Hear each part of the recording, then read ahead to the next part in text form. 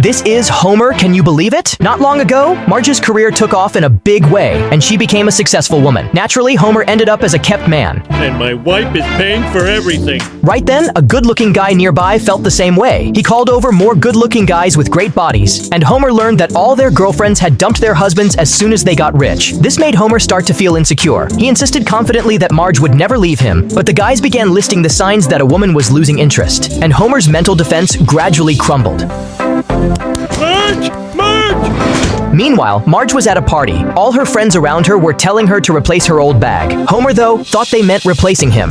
You would love a big black one. Ooh. That comment pushed Homer over the edge, but it also made Marge angry. I'm going to the successful ladies' room.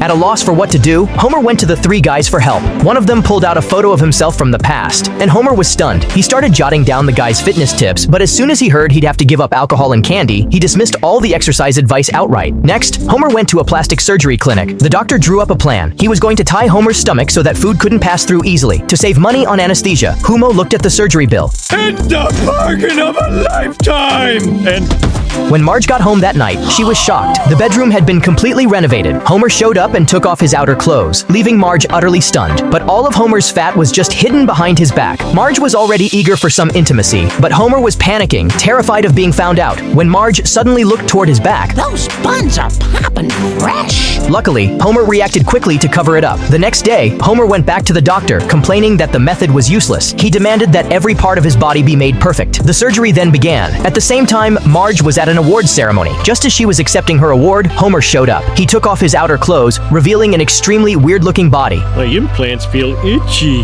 Yes, I was out of silicone rubber, so I used rolled up socks.